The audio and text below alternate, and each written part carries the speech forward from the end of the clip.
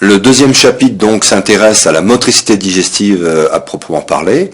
Et donc dans un premier temps, je vous ferai un rappel sur la motricité digestive. Je vous parlerai des mécanismes d'action de la motricité digestive.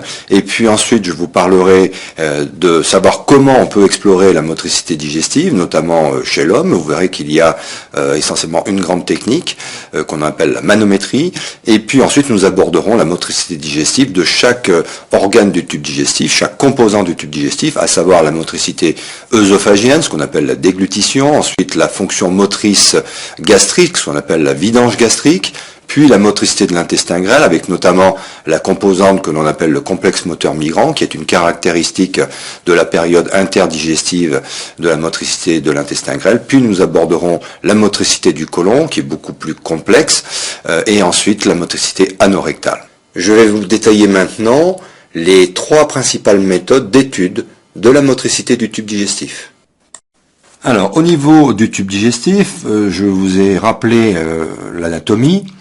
Il faut savoir qu'au niveau de l'histologie, vous avez plusieurs couches. Vous avez une muqueuse constituée d'un épithélium stratifié ou bien unicellulaire essentiellement. Vous avez la sous-muqueuse avec les fameux plexus de Meissner, les plexus sous-muqueux de Meissner dont je vous ai déjà parlé. Puis la musculeuse avec ses deux couches longitudinales externes et cette couche circulaire interne. Et entre ces deux couches, vous avez le plexus mi-entérique d'Auerbach. Et enfin, vous avez la séreuse.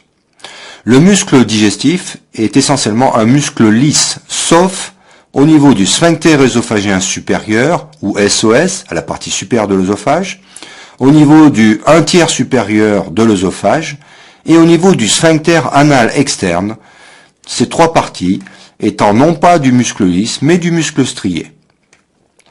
Il y a également une deuxième caractéristique au niveau du muscle digestif, c'est la présence de nexus, qui sont ces petits ponts qui relient les fibres musculaires lisses entre elles, et qui assurent une coordination entre ces cellules, c'est-à-dire un syncytium fonctionnel. Vous avez également comme particularité, au niveau du tube digestif, concernant la motricité, la présence de cellules interstitielles de Cajal ou Cajal. Ces cellules sont des cellules pacemakers qui interviennent dans le déclenchement des ondes lentes au niveau du muscle lisse de la couche circulaire interne. Vous pouvez voir au niveau de ce petit schéma que ces cellules sont au contact des cellules musculaires lisses et vont pouvoir ainsi les dépolariser. Au niveau du muscle lisse, vous avez également ce que l'on appelle une activité myogène inhérente ou une activité myogène intrinsèque qui fait que l'on parle de muscle lisse unitaire.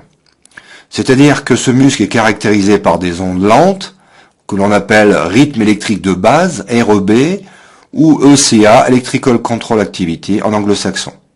Ce rythme électrique de base, ou cet ECA, correspond à un potentiel de repos instable, sur lequel vont se greffer des potentiels de pointe qui vont assurer une contraction du muscle lisse digestif.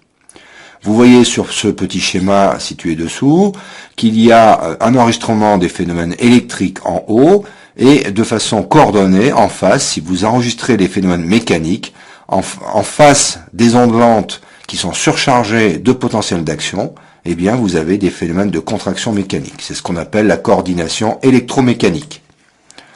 En remarque, il faut savoir que le muscle lisse de l'œsophage est un muscle lisse multi-unitaire, à la différence du restant du muscle lisse, c'est-à-dire que son potentiel de repos n'est pas instable, mais qu'il est stable.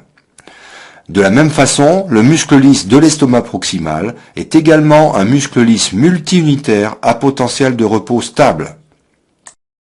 Nous allons parler maintenant de l'innervation du tube digestif. Je vais vous détailler essentiellement ce que l'on appelle le système nerveux intrinsèque, qui est un système nerveux propre au tube digestif qui assure son autonomie. Et puis je parlerai également du système nerveux extrinsèque, constitué du système nerveux sympathique et parasympathique antagonistes, et qui font le relais entre le tube digestif et le système nerveux central. Vous avez trois méthodes d'étude de la motricité digestive. La première méthode est une méthode simple, qui est la méthode de transit, qui permet d'étudier le résultat final de la motricité. C'est par exemple ce que l'on appelle le test au rouge carmin, qui est un test qui consiste à donner deux gélules d'un colorant, le rouge carmin, et l'on va noter le temps au moment où vous prenez ce rouge carmin et le temps auquel vous allez émettre par voie anale ce rouge carmin, c'est-à-dire que vous allez colorer vos selles en rouge. Et donc on va calculer le délai entre le moment où vous avez pris le rouge carmin et le temps où vous l'avez expulsé, ce qui nous donnera une idée du temps de transit global de la motricité digestive. C'est un test que l'on utilise classiquement dans l'étude des diarrhées, notamment des diarrhées motrices par accélération du transit. La deuxième méthode, qui est la méthode de référence, est la méthode manométrique. Elle étudie l'effet de la motricité sur la pression endoluminale, selon la loi de Laplace qui dit que la pression est égale au rapport de la tension sur le rayon. En cas de contraction du tube digestif, vous avez une augmentation de la tension, une diminution du rayon, et donc vous avez une augmentation de la pression. La mesure de la pression endoluminale reflète alors l'activité contractile du muscle digestif. Il y a plusieurs techniques pour étudier la méthode manométrique. La technique principale est d'utiliser des tubes ouverts et perfusés qui vont vous permettre d'enregistrer à différents niveaux la motricité digestive. C'est la méthode de référence chez l'homme et actuellement on utilise du matériel à usage unique. La troisième méthode est la méthode électromyographique, EMG en abrégé. Elle étudie l'activité électrique. Tout à l'heure je vous ai dit qu'il y avait une corrélation électromécanique. Et donc l'activité électrique traduit l'activité mécanique. En fait, elle est surtout utilisée chez l'animal, où l'on implante des électrodes dans la paroi digestive de l'animal, et on peut donc enregistrer l'activité électromyographique. Le problème est d'utiliser du matériel à usage unique chez l'homme.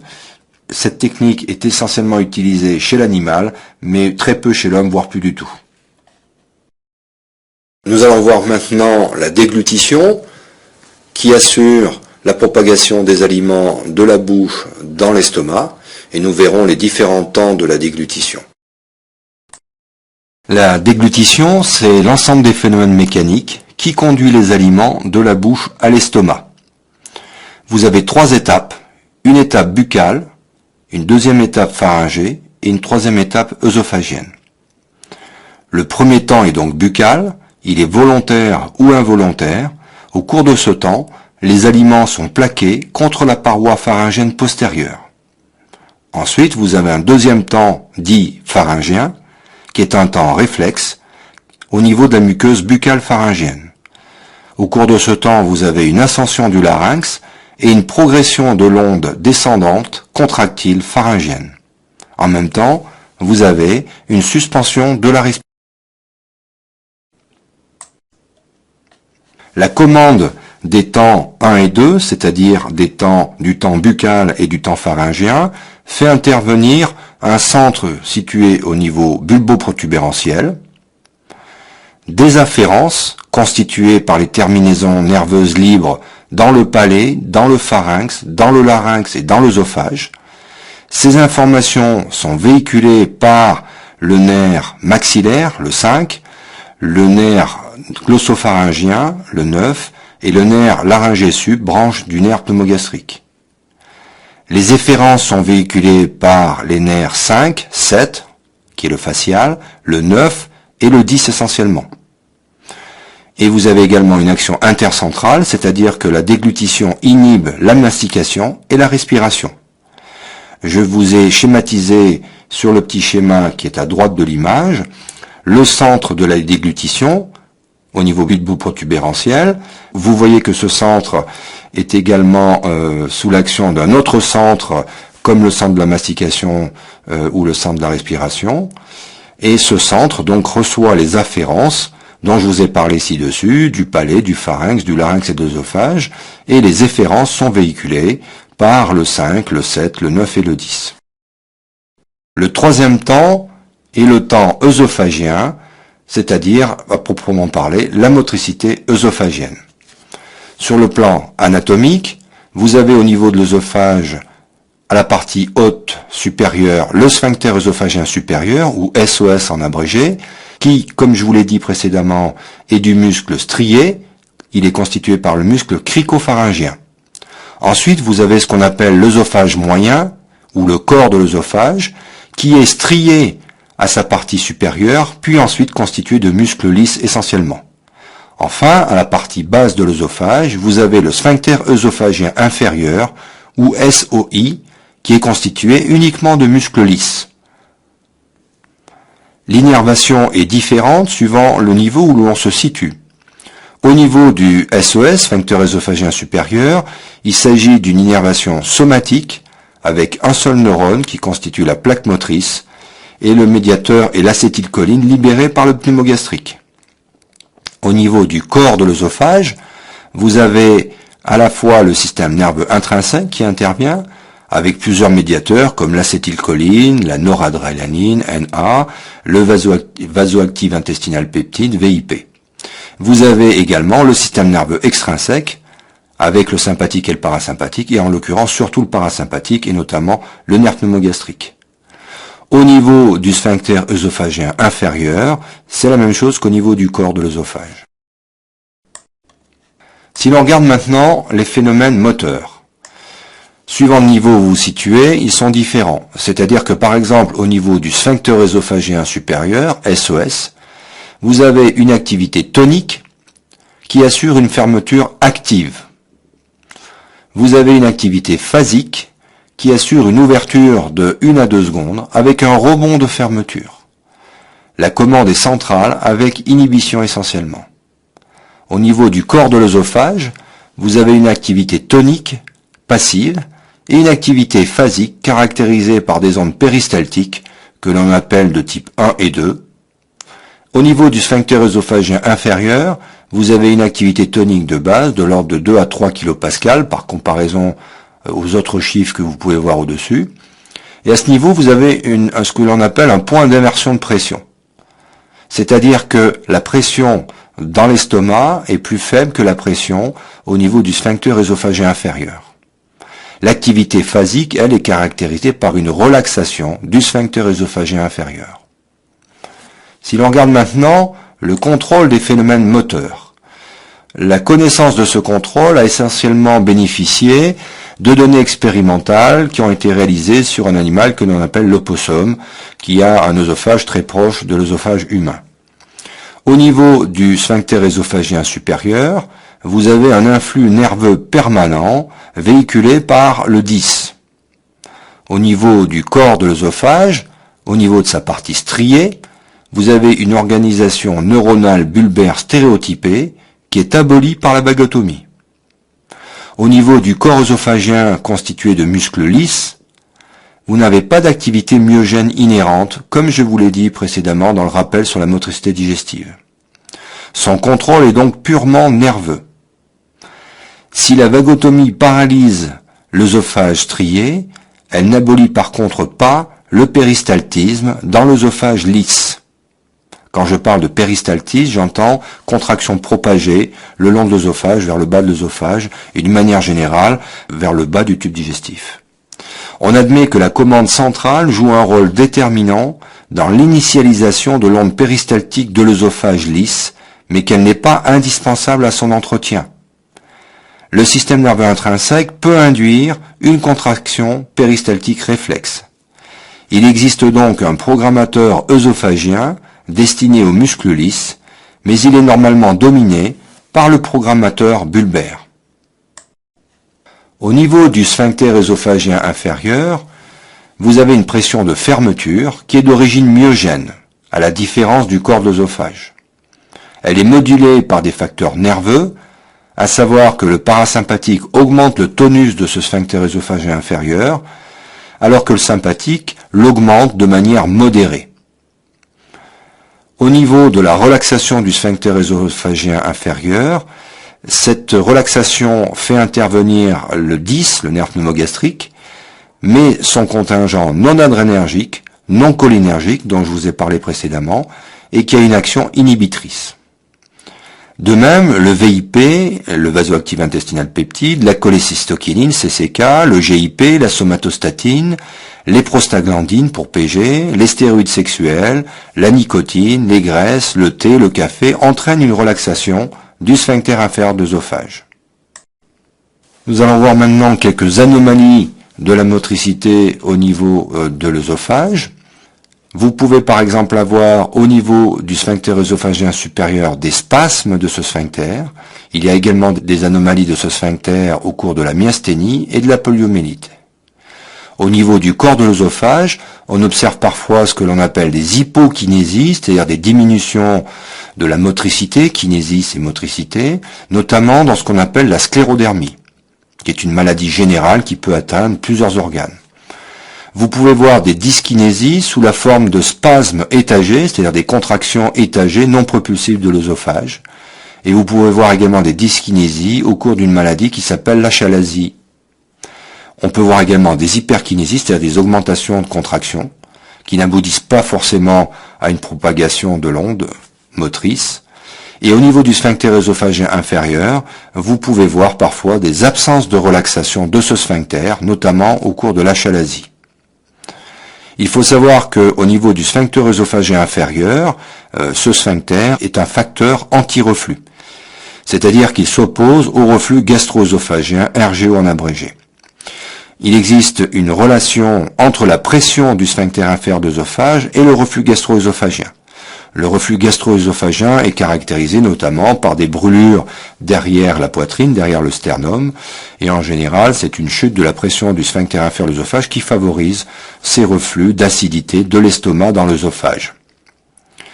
L'efficacité du sphincter inférieur de l'œsophage dépend également de la position du hiatus diaphragmatique.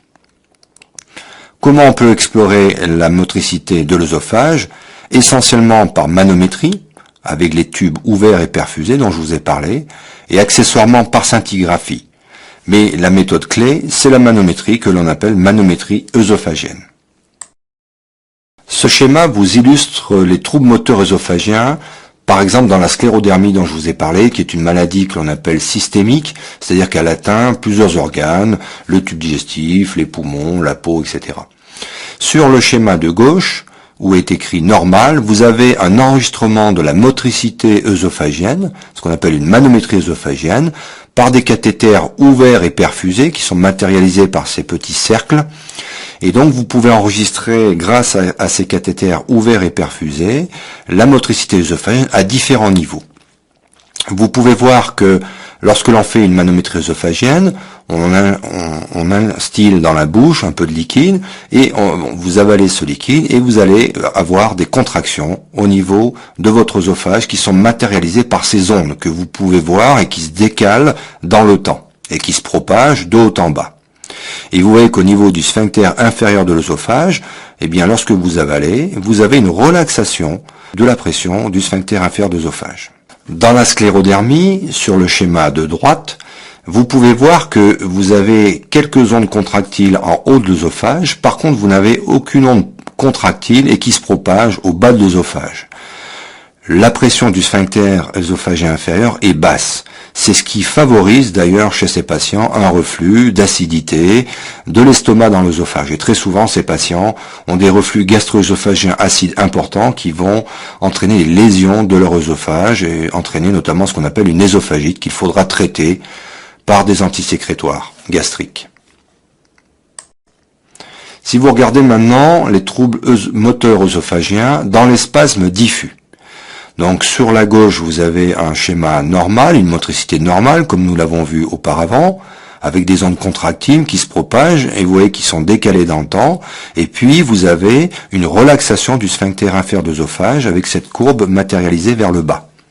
Au contraire, vous pouvez voir sur le schéma de droite, en cas de spasme œsophagien diffus, vous avez des contractions anarchiques importantes qui ne se propagent pas. Si l'on regarde maintenant sur ce schéma les troubles moteurs œsophagiens dans l'achalasie. Au cours de l'achalasie, c'est une maladie qui est caractérisée par une augmentation de pression du sphincter inférieur d'œsophage, comme vous pouvez le voir sur le schéma de droite, où vous pouvez voir que le niveau de la pression du sphincter inférieur d'œsophage est beaucoup plus élevé que sur le schéma de gauche, qui est l'enregistrement normal. De la même façon, dans l'achalasie, dans la mesure où vous avez une hyperpression au niveau du bas de l'œsophage, au niveau du sphincter inférieur de l'œsophage, l'œsophage qui est situé au-dessus va lutter pour franchir cette zone de haute pression, et puis au bout d'un moment, il va s'essouffler, il va se fatiguer, et vous pouvez voir que les ondes de contraction sont toutes petites, c'est-à-dire que dans l'achalasie, vous avez des contractions pratiquement inexistantes du corps de l'œsophage. Je vais vous parler maintenant de la motricité gastrique, puisque l'estomac a une double fonction de sécrétion d'acidité gastrique et une fonction motrice dont le but est d'assurer la trituration des aliments pour réduire la taille des aliments et les délivrer au niveau du duodénum. En ce qui concerne la motricité gastrique, il faut savoir que l'estomac a une fonction à la fois acido-sécrétrice, l'estomac sécrète de l'acidité, et il assure la vidange de l'estomac. L'estomac assure donc la distribution régulière des aliments à l'intestin grêle. Il assure un débit calorique stable et constant de l'ordre de 2 à 3 kcal par minute. Au niveau du muscle gastrique, à la différence du reste du tube digestif, vous avez non pas 2 mais 3 couches musculaires. Vous retrouvez la couche longitudinale externe, la circulaire devient intermédiaire, et il y a également une couche oblique interne. Concernant l'innervation, vous retrouvez les fameux plexus intrinsèques, les plexus nerveux, sous-muqueux de Meissner et méentérique d'Auerbach. Vous retrouvez également le système nerveux extrinsèque avec ses efférences et ses afférences.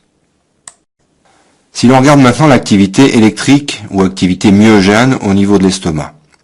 L'activité électrique est caractérisée par des potentiels à plateau, que l'on appelle ondes lentes, qui n'existent pas dans l'estomac proximal, comme je vous en avais parlé dans le rappel sur la motricité digestive. L'origine se fait au niveau de ce qu'on appelle un pacemaker, qui est situé à la jonction 1 tiers supérieur, 2 tiers inférieur de la grande courbure de l'estomac, comme vous pouvez le voir sur le schéma de l'estomac matérialisé ici. Les plateaux surchargés d'oscillations rapides assurent une activité contractile, située au niveau de l'antre, et cette activité augmente quand on se rapproche du pylore, le pylore étant la jonction entre l'estomac et le duodénum. Il y a des variations physiologiques de cette activité à jeun et après le repas. À jeun, vous pouvez observer au niveau de l'estomac ce que l'on appelle le complexe moteur ou myoélectrique migrant, CMM en abrégé. On en reparlera également au niveau de la motricité de l'intestin grêle. Ce CMM est constitué de 3 phases, une phase 1, une phase 2 et une phase 3, que je détaillerai essentiellement lorsque l'on parlera de la motricité de l'intestin grêle. La périodicité chez l'homme est de l'ordre de 90 à 120 minutes, alors que chez le rat, elle est beaucoup plus courte, de l'ordre de 15 minutes. Après le repas, il y a une interruption de ce complexe moteur migrant qui est remplacée par une phase 2-like, c'est-à-dire une phase d'activité irrégulière. Et il y a une coordination électrique gastro-duodénale qui est essentiellement sous la dépendance du système nerveux intrinsèque. Si l'on regarde maintenant l'activité mécanique, au niveau de l'estomac proximal, qui comprend le fundus et la partie haute du corps de l'estomac, vous n'avez pas d'activité péristaltique. Vous avez ce que l'on appelle une relaxation réceptrice ou une adaptation, c'est-à-dire que l'estomac s'adapte et se relaxe lorsque les aliments arrivent à son niveau. Cette activité de relaxation réceptrice et d'adaptation est véhiculée par le nerf pneumogastrique et essentiellement son contingent non adrénergique, non cholinergique, dont le médiateur chimique est le VIP et le NO. Au niveau de l'estomac distal, vous avez par contre un péristaltisme avec différents types d'ondes péristaltiques qui sont caractérisées par des ondes propulsives à raison de 3 ondes péristaltiques propulsives par minute. Suivant le type, on détermine un type 1, 2 ou 3, suivant l'amplitude, qu'elle soit faible, non propulsive ou qu'il y ait des contractions toniques. Mais rappelez-vous surtout, ce qui est important, c'est ce qu'on appelle ces ondes propulsives qui vont propager les aliments vers le bas de l'estomac, vers le pylore. Le pylore, il régule la livraison de chymes, c'est-à-dire des aliments, à l'intestin grêle. C'est un facteur anti-reflux duodénogastrique. De la même façon qu'il y a un reflux gastro-œsophagien de l'estomac vers l'œsophage, il a été décrit ce que l'on appelle un reflux duodénogastrique, c'est-à-dire un reflux décomposé situé dans le duodénum vers l'estomac. Ce pylore, il assure une réplétion gastrique, c'est-à-dire ce que l'on appelle un moulin antral, c'est-à-dire que les aliments vont être broyés au niveau de l'estomac, principalement dans l'antre, un peu comme un moulin à café, Et tant que ces aliments n'ont pas atteint un certain degré de taille, de composés chimiques, etc., eh bien le pylore va rester fermé, ne va pas délivrer les aliments au niveau du duodénum. Lorsque la vidange gastrique est achevée, au niveau du pylore, vous avez une pression de fermeture qui est faible. Et à jeun, en dehors des repas, c'est-à-dire quand vous avez ce fameux complexe moteur migrant, eh bien le pylore a une activité variable suivant la phase de ce complexe moteur migrant. C'est-à-dire que pendant la phase 2, eh bien le pylore est fermé, et pendant la phase 3, le pylore est ouvert.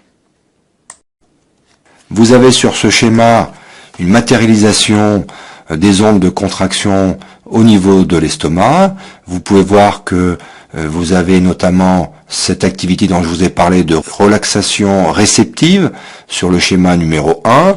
Sur le schéma numéro 2, vous pouvez voir des ondes péristaltiques dont le but est de broyer les aliments tout en amenant les aliments vers la partie terminale de l'estomac. Et vous avez donc ce fameux moulin antral, c'est-à-dire comme un moulin à café, c'est-à-dire que les aliments sont broyés jusqu'à qu'ils atteignent une petite taille pour qu'ils franchissent ensuite le pylore, comme vous pouvez le voir sur le schéma numéro 3. Sur le graphe numéro 4, vous avez une idée, une représentation de la vidange de l'estomac, avec des temps d'évacuation de la vidange gastrique. Si l'on regarde maintenant la vidange gastrique, ou VG, concernant les données physiologiques. Cette vidange gastrique, elle débute quelques minutes après le début du repas. Le débit dépend de la coordination entre l'antre, le pylore et le duodénum, ce que l'on appelle la coordination antro-pyloro-duodénale. La vidange des solides, S en abrégé, dépend classiquement du péristaltisme antral. Alors qu'on dit que la vidange des liquides, L en abrégé, dépend d'un gradient de pression entre l'estomac proximal, la partie haute de l'estomac, et le duodénum. En pathologie, à une époque où l'on faisait des vagotomies pour traiter les ulcères, par exemple, de l'estomac, eh bien, on sait que la vagotomie accélère la vidange des liquides. Il faut savoir que la vidange gastrique n'est pas quelque chose de rapide. La durée, comme vous pouvez le voir, est de l'ordre de 4 heures. Il s'agit donc d'un phénomène lent, en sachant que la vidange gastrique des liquides est plus rapide que la vidange gastrique des solides. Quels sont les facteurs qui modifient la vidange gastrique? La position allongée augmente la durée de la vidange gastrique. Il y a une variation circadienne de la vidange gastrique qui est plus rapide le matin que le soir. La vidange gastrique dépend également de la composition du repas. Des aliments gras, par exemple, ralentissent la vidange gastrique. La vidange gastrique dépend également du volume du repas. La durée de la vidange gastrique augmente avec le volume du repas. Elle dépend également de la composition du chyme gastrique. La pression, notamment, elle dépend de la pression osmotique. C'est la règle de l'isotonie, c'est-à-dire que tant que le contenu gastrique est hypertonique, eh bien ce contenu ne sera pas délivré au niveau du duodénum. L'acidité, par exemple, ralentit la vidange gastrique. Il y a également un rôle du glucose, des protéines et des graisses, comme je vous l'ai dit précédemment, dans la vidange gastrique. La taille des aliments, ceci rejoint le volume du repas, la durée de la vidange gastrique augmente avec la taille des aliments. La viscosité ralentit la vidange gastrique. On sait également que des facteurs psychoaffectifs, tels que le stress, ralentissent la vidange gastrique. Enfin, il semble que, en fonction de l'âge, l'âge ralentit la vidange gastrique des liquides. Il y a eu également des études concernant le sexe, la surface et le poids corporel, mais les données sont assez contradictoires. Concernant maintenant les théories de la vidange gastrique, il y a en fait 3 théories de la vidange gastrique. La première théorie, que l'on appelle la théorie du double composant, dont je vous ai parlé un peu auparavant, dit que la région proximale de l'estomac est responsable de la vidange des liquides, alors que la région distale, ou l'antre, est responsable de la vidange des solides. La deuxième théorie est la théorie multicomposante, qui fait intervenir la tonicité de l'estomac proximal, la contractilité antrale et la coordination entre l'estomac et le duodénum, la coordination gastro-duodénale. Enfin, il y a une troisième théorie que l'on appelle la théorie hydrodynamique qui fait intervenir également la viscosité, comme on l'a vu, et également la gravité. En fait, il est probable qu'en temps normal, toutes ces théories interviennent. Il n'y a pas une seule théorie qui est vraie. Si l'on regarde maintenant le contrôle de la motricité gastrique, ce contrôle s'effectue au niveau myogénique, au niveau des potentiels à plateau. Vous avez des agents qui interviennent, notamment des agents neurocrines, endocrines et paracrines. Par exemple, l'acétylcholine, la gastrine augmentent la durée et l'amplitude des potentiels à plateau, augmentent la durée et la puissance des contractions. La sécrétine, la noradrénaline, la neurotensine ont au contraire un effet inhibiteur. Le VIP, vasoactive intestinal peptine, a également un effet inhibiteur. La bombésine, les encéphalines, la substance P ont un effet au contraire stimulant. Au niveau nerveux, vous retrouvez donc la commande parasympathique et la commande sympathique. En ce qui concerne la commande parasympathique, notamment le nerf pneumogastrique ou 10, on sait que la stimulation du 10, du nerf vague, entraîne une contraction tonique de l'estomac proximal, alors qu'elle déclenche un péristaltisme antral.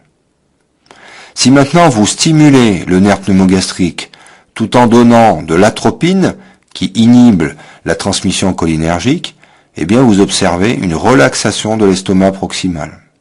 À une époque où l'on faisait des vagotomies pour traiter l'ulcère de l'estomac, il y avait plusieurs types de vagotomies, des vagotomies tronculaires, sélectives ou suprasélectives, selon que l'on coupait des fibres du nerf pneumogastrique de plus en plus sélectives à destinée de l'estomac. Lorsque l'on faisait une vagotomie tronculaire, on coupait le nerf vague à son émergence sous le diaphragme, et en l'occurrence, cette vagotomie tronculaire entraînait une diminution de la vidange gastrique. Même chose lorsque l'on faisait une vagotomie sélective, c'est-à-dire que l'on coupait la branche gastrique du nerf pneumogastrique. On avait également une stase de l'estomac, ce qui nécessitait un drainage. Au contraire, lorsque l'on faisait une vagotomie que l'on appelait suprasélective, c'est-à-dire que l'on coupait uniquement les rameaux à destinée acidosécrétrice, c'est-à-dire les rameaux qui innervaient la partie haute de l'estomac, là où il y a les cellules qui sécrètent l'acidité, eh bien, on n'avait pas de stase quand on laissait intacte la partie du pneumogastrique qui assurait la vidange de l'estomac et la relaxation du pylore. Si l'on regarde maintenant le sympathique, il a une action relaxatrice de l'estomac proximal, et au niveau de l'antre, il a un effet moins net, indirect, par action inhibitrice sur le pneumogastrique. Il diminue le péristaltisme. Vous avez également ce que l'on appelle les réflexes gastro-intestinaux. Vous avez plusieurs types de réflexes, les réflexes duodénogastriques, les réflexes phundo-antral, gastro-entériques, intestino-gastriques.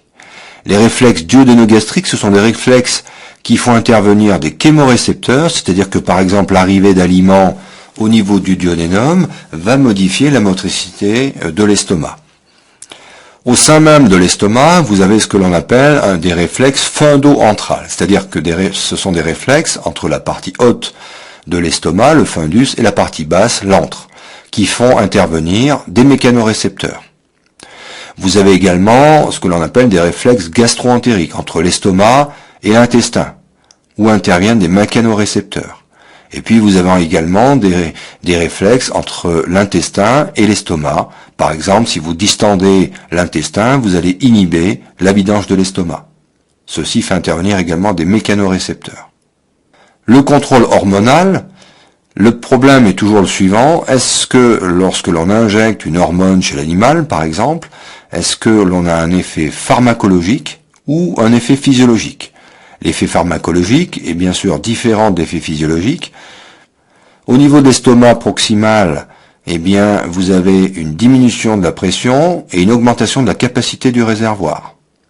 Toutes les hormones testées, gastrine, choléstokinine, VIP, somatostatine, sécrétine, etc., ont ces effets. Au niveau du pylore, on observe une contraction. Au niveau de l'antre, la gastrine et la cholécystokinine augmentent le péristaltisme. On pense que cette action est plutôt de type physiologique et non pas pharmacologique. Le VIP, la sécrétine, le glucagon, le GIP diminuent le péristaltisme. La motiline, dont je vous ai parlé, qui est libérée par les cellules grand M petit o, elle induit des complexes moteurs migrants. La neurotensine aurait un effet inhibiteur. Mais globalement, en ce qui concerne cette régulation hormonale, il faut être très prudent, puisque on discute toujours un effet pharmacologique et non pas physiologique. Nous allons parler maintenant du vomissement. Le vomissement fait intervenir des phénomènes mécaniques, des centres et des afférences et des efférences. Au cours du vomissement, le contenu intestinal va aller non pas vers le bas, mais va remonter dans l'estomac. Vous avez au cours du vomissement une contraction antrale, vous avez un relâchement du sphincter inférieur de l'œsophage et de l'œsophage, une contraction du diaphragme et des muscles abdominaux, une inspiration profonde et une fermeture de la glotte, de façon à éviter que les vomissements aillent non pas vers l'extérieur, mais dans les poumons. Les centres sont situés au niveau du bulbe, et les afférences et les efférences sont véhiculées par le nerf pneumogastrique.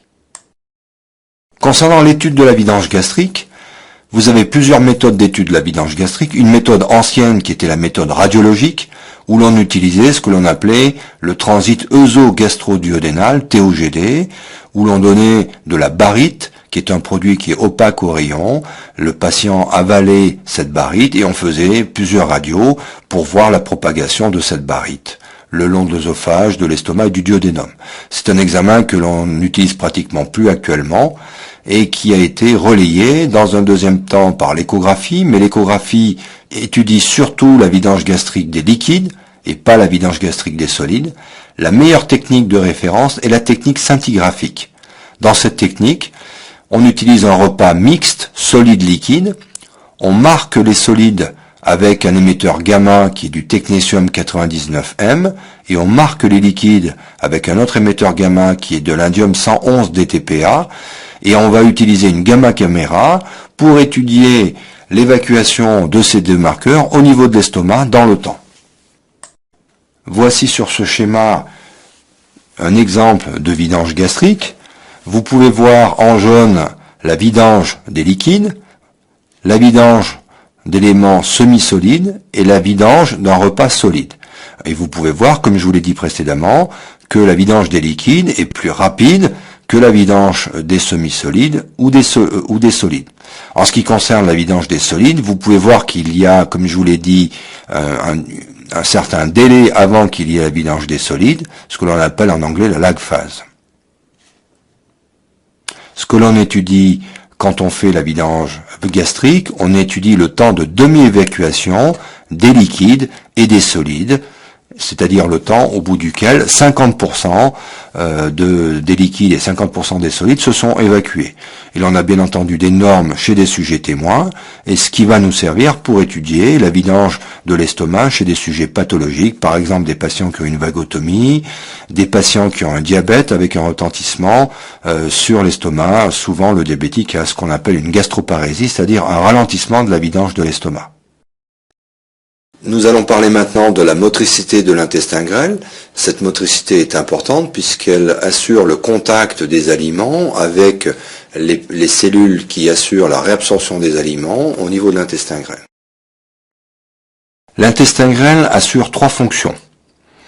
La première fonction est le mélange des aliments avec les sécrétions digestives. Il facilite également le contact du chyme avec la muqueuse digestive. Et il assure la propulsion du contenu intestinal dans le sens aboral. Quand on parle de sens aboral, c'est-à-dire de la bouche vers l'extrémité distale, vers l'anus.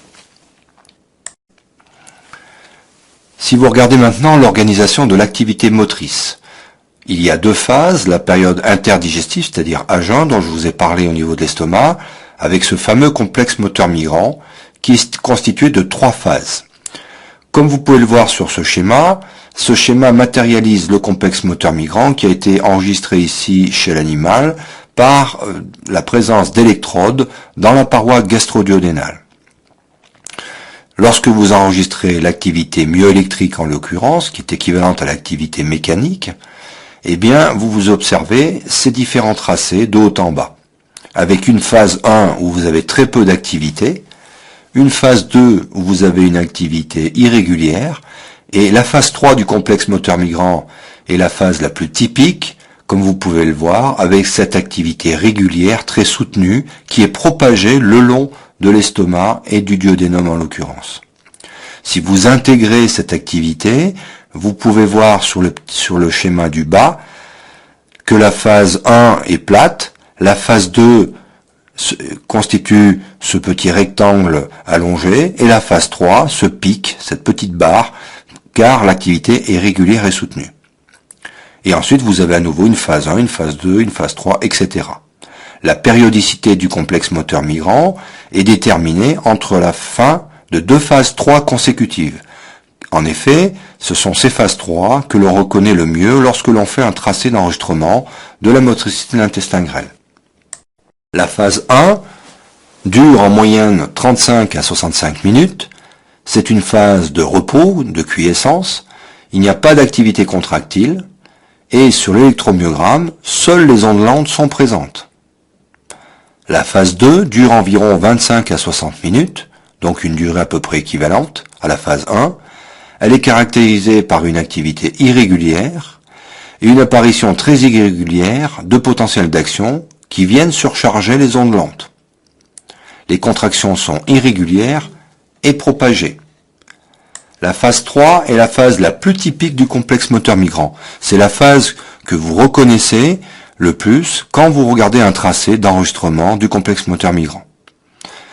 Donc c'est la plus typique, la plus brève également. Vous pouvez voir qu'elle dure 5 à 10 minutes versus 35 à 65 minutes ou 25 à 60 minutes pour la phase 1 ou la phase 2 respectivement.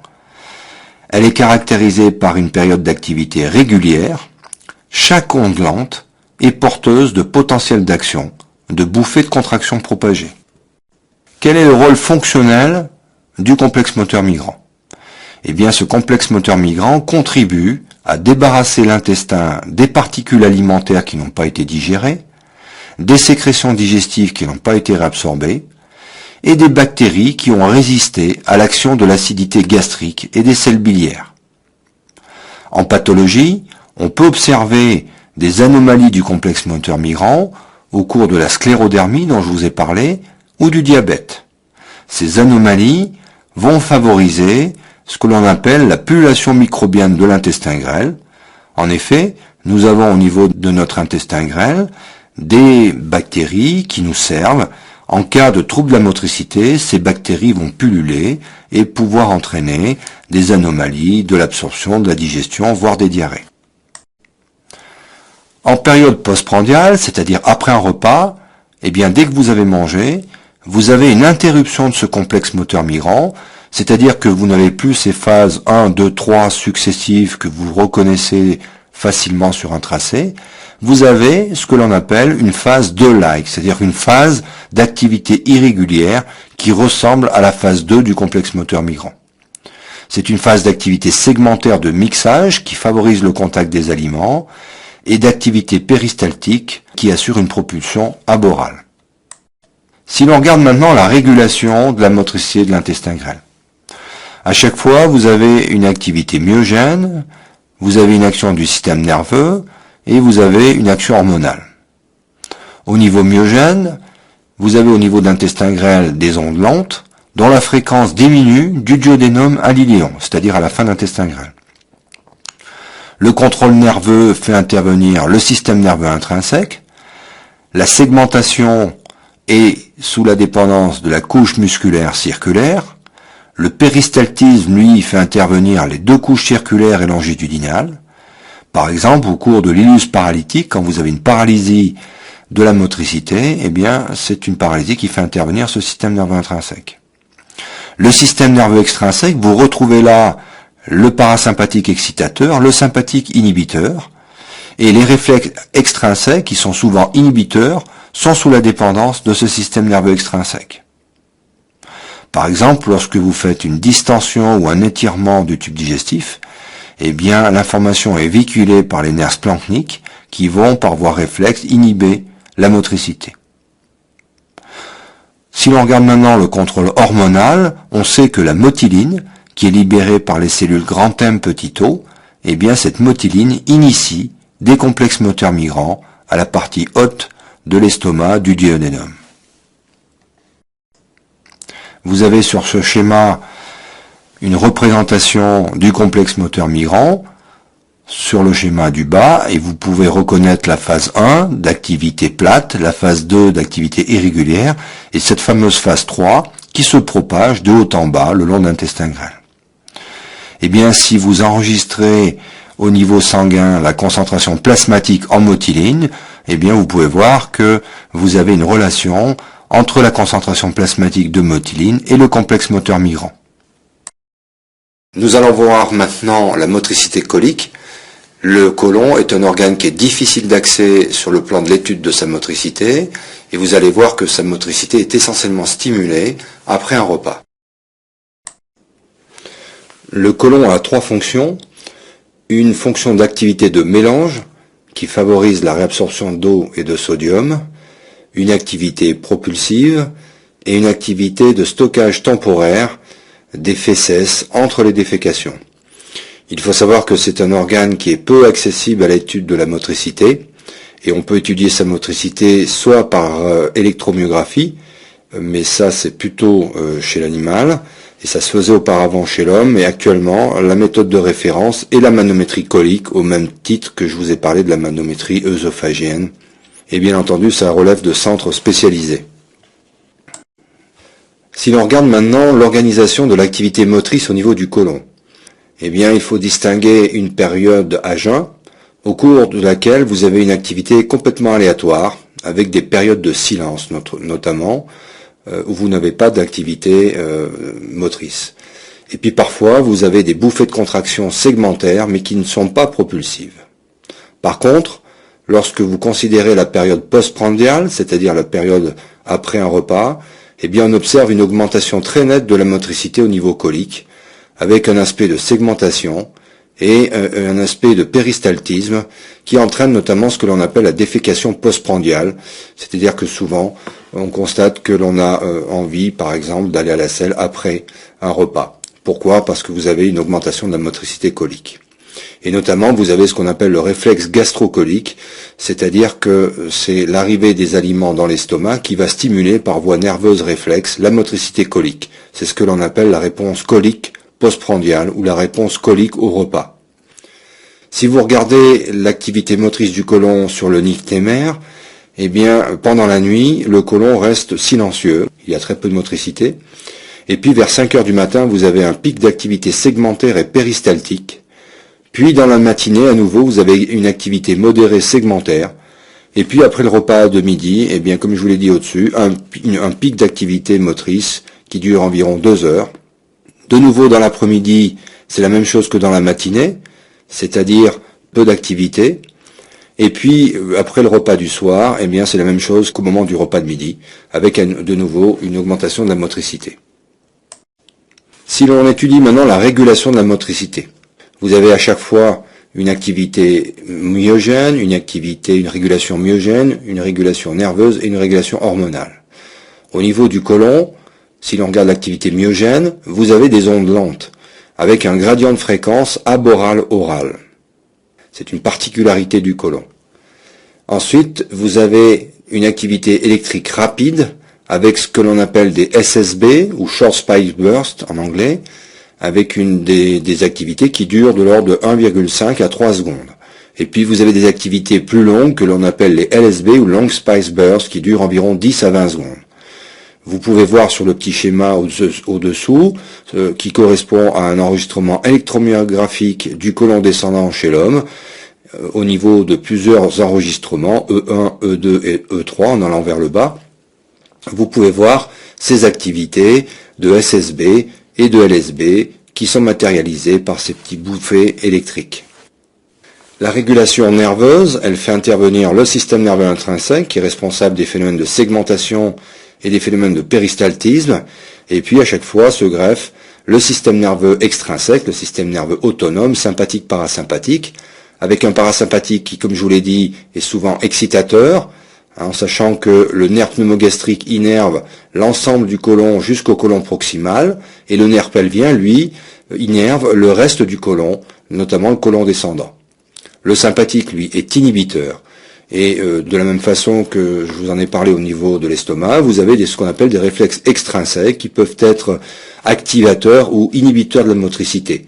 Vous avez des réflexes intestinaux-coliques qui sont plutôt inhibiteurs, des réflexes colocoliques qui sont plutôt inhibiteurs, et également des réflexes colocoliques qui sont excitateurs.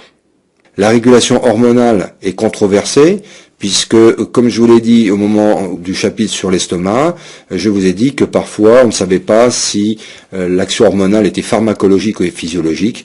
Tout ce que l'on sait, c'est qu'en ce qui concerne la gastrine G ou la cholécystokinine CCK, eh bien elles ont un rôle physiologique excitateur de la motricité colique. Nous allons finir maintenant l'étude de la motricité par l'étude de la défécation et de la continence recto-anale. Sur cette diapositive, vous avez un schéma de la charnière anorectale. Il s'agit d'une vue antéro-postérieure avec le pubis à droite, le coccyx à gauche. Vous pouvez voir le rectum et l'anus avec l'angle anorectal.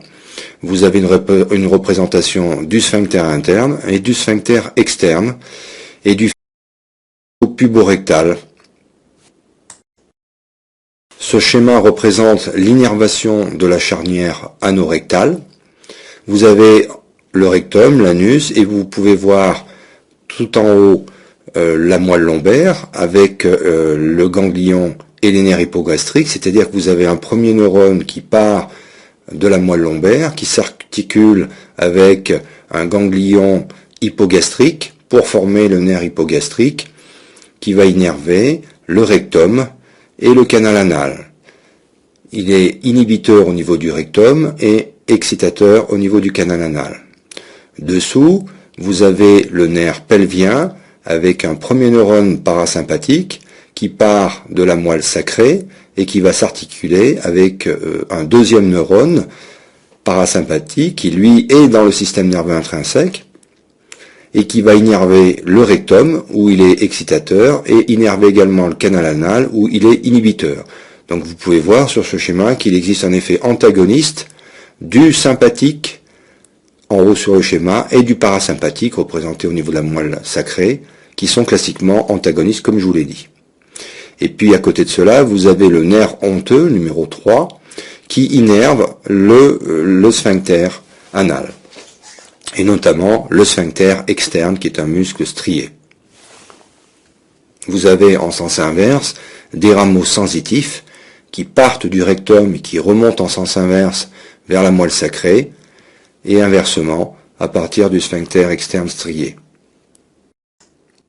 Si vous regardez maintenant le mécanisme de la continence, au repos, vous avez au niveau du canal anal une zone de haute pression de l'ordre de 5 à 9 kPa qui est assurée par la contraction du sphincter interne.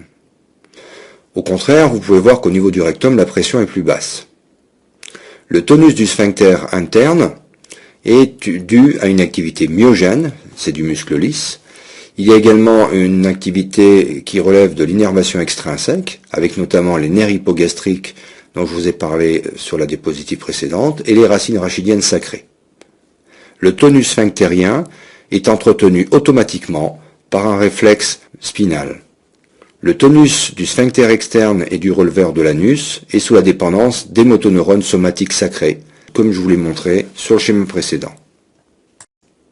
Si l'on regarde maintenant la posture et l'activité au niveau de la charnière anorectale, toute augmentation de pression abdominale est transmise au rectum.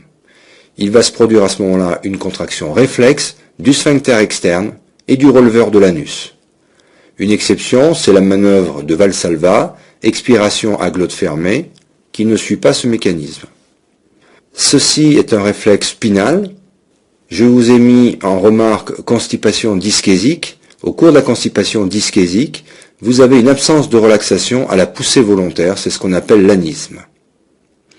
Une particularité au niveau du rectum, c'est l'adaptabilité rectale ou la capacitance. C'est-à-dire que vous avez au niveau du rectum une relation tension-volume qui est non linéaire, c'est-à-dire que le rectum peut adapter un volume important sous faible pression. C'est une propriété qui est d'origine myogène, donc due aux muscles lisses. Il faut savoir qu'en cas d'incontinence, eh bien, vous avez une diminution de cette fonction de capacitance, vous avez une réduction de la fonction réservoir, et en cas d'incontinence, les gens ont du mal à retenir leur selle. Une autre particularité au niveau de la charnière anorectale, c'est ce qu'on appelle les réflexes recto-sphinctériens. C'est-à-dire que lorsque vous faites une distension brève du rectum, avec par exemple 5 à 40 ml d'air, eh bien vous allez avoir plusieurs réflexes. Vous allez avoir un réflexe recto-rectal, 3 fois R, où vous avez une contraction rectale propulsive. Ensuite, vous avez un réflexe recto-anal inhibiteur, RRAI, qui est dû au sphincter interne, et un réflexe recto-anal excitateur, RRAE, dû au sphincter externe. Ces réflexes persistent chez l'homme spinal et disparaissent après anesthésie de la muqueuse rectale. Une particularité au niveau du rectum, c'est ce qu'on appelle le volume tolérable maximal, c'est-à-dire le volume maximal que peut supporter, tolérer votre rectum. Il est en général de 300 ml. Arrivé à ce volume, eh bien vous avez à la fois une relaxation du sphincter interne et du sphincter externe qui vont favoriser la défécation. La voie afférente est véhiculée par le nerf pelvien. La voie efférente est véhiculée par le nerf honteux, c'est lui qui est impliqué dans le réflexe recto-anal excitateur. Le réflexe recto-rectal et le réflexe recto-anal inhibiteur sont des réflexes intramuraux qui sont sous la dépendance du système nerveux intrinsèque. Au cours de la maladie de Hirschsprung, que l'on appelle le mégacolon aganglionnaire, où vous n'avez pas de plexus nerveux intrinsèque, eh bien vous n'avez pas de réflexe recto-anal inhibiteur. Voici une illustration des différents réflexes recto-sphinctériens avec le réflexe recto-rectal, contraction propulsive, relaxation du sphincter interne, contraction du sphincter externe dans un premier temps. Et bien entendu, lorsque l'effort de poussée abdominale va perdurer, eh bien il y aura une relaxation du sphincter externe. Si vous regardez maintenant la sensibilité rectale et la défécation.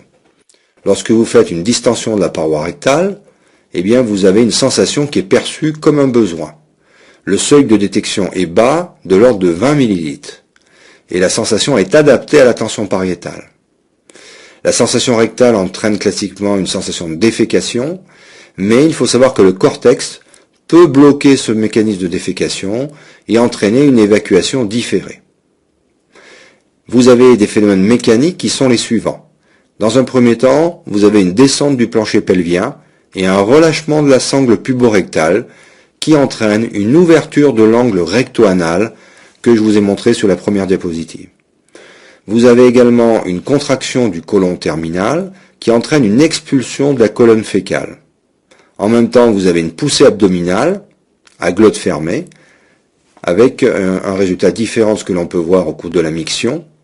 Et à la fin de la défécation, vous allez avoir un arrêt brutal de ces phénomènes mécaniques et vous avez un effet guillotine de la sangle des releveurs qui donne l'aspect effilé à la partie postérieure des selles. Voici schématisé l'ouverture de l'angle recto-anal. En pathologie, toute anomalie de cette ouverture va entraîner ce qu'on appelle une constipation terminale, c'est-à-dire des gens qui ont du mal à expulser leurs selles.